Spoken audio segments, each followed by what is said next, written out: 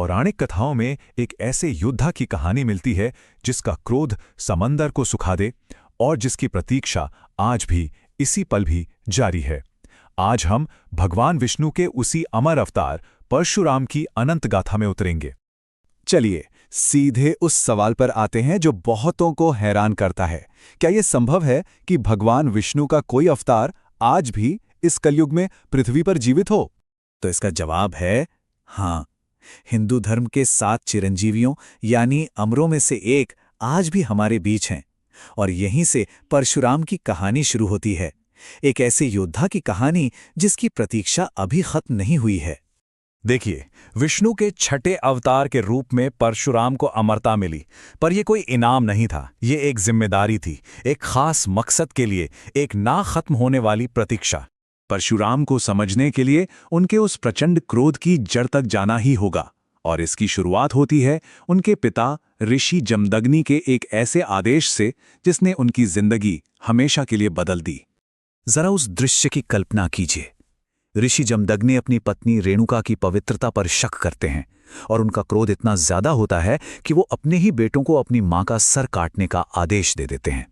एक एक करके 4 बेटे मना करते हैं और श्राप से पत्थर बन जाते हैं। लेकिन सबसे छोटे परशुराम पिता के वचन को ही अपना धर्म मानते हैं और फौरन आज्ञा का पालन करते हैं। इस अटूट भक्ति को देखकर जमदग्नि खुश होते हैं और उन्हें एक वरदान देते हैं। और परशुराम क्या मांगते हैं? अपनी मां और भाइयों का जीवन और साथ ही इस पूरी भयानक घटना की याददाश्त को सबके मन से मिटा देने का वरदान। पर कहानी यहीं खत्म नहीं होती।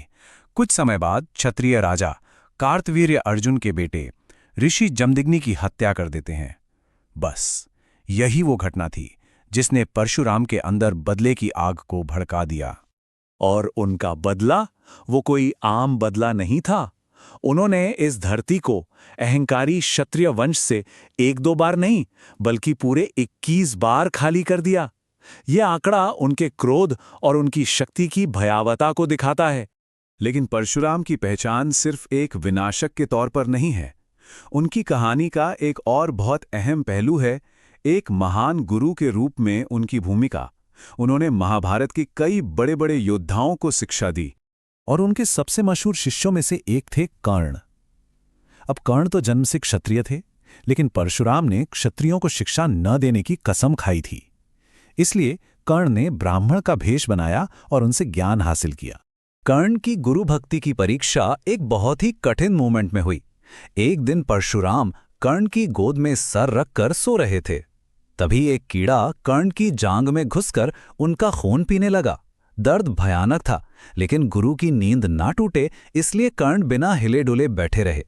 जब खून बहकर परशुराम तक पहुंचा तो उनकी नींद खुल गई। कर्ण का घाव और उसकी अविचल शांति देखकर वो फौरन सच समझ गए। उन्होंने कहा, तुम ब्राह्मण हो ही नहीं सकते। इतनी पीड़ा सहने की शक्ति केवल एक क्षत्रिय में हो सकती है। इस धोखे से क्रोधित होकर परशुराम ने कर्ण को वो विनाशकारी श्राप दिया जो बाद में कुरुक्षेत्र के युद्ध में कर्ण की हार का एक बहुत बड़ा कारण बना। जब तुम्हें मेरे दिए इस दिव्य ज्ञान की सबसे ज्यादा जरूरत होगी, तुम इसे भूल जाओगे और वही तुम्हारा अंत होगा। अब परशुराम के जीवन का एक और बहुत महत्वपूर्ण मोड़ आता है, जब उनका सामना होता है विष्णु के ही एक और अवतार से, भगवान राम से। ये 2 महाशक्तियों का एक टकराव था। हुआ ये कि जब राम ने शिव का दिव्य धनुष तोड़ा तो परशुराम गुस्से में वहां पहुंचे।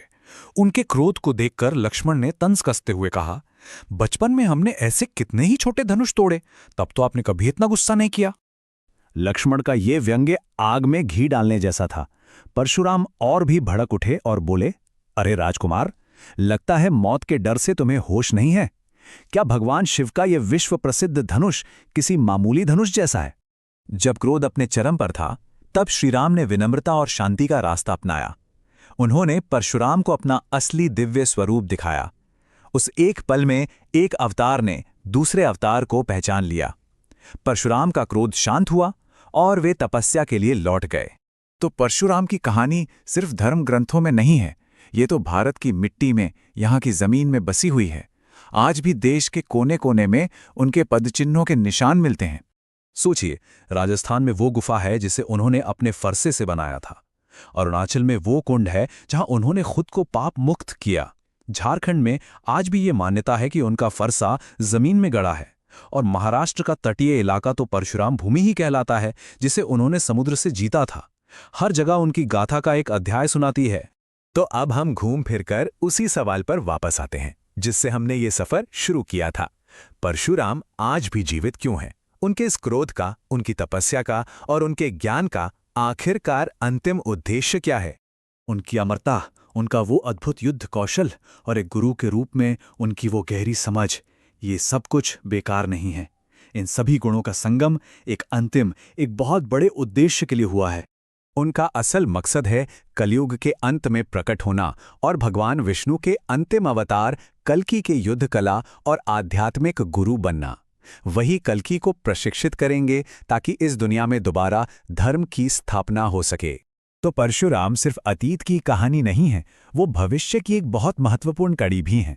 उनकी कहानी जो एक आज्ञाकारी बेटे से शुरू होकर एक विनाशकारी योद्धा और फिर एक महान गुरु तक पहुंचती है, हमें कर्तव्य, क्रोध, बदला और आखिर में धर्म के मुश्किल रास्तों पर सोचने के लिए मजबूर कर देती है।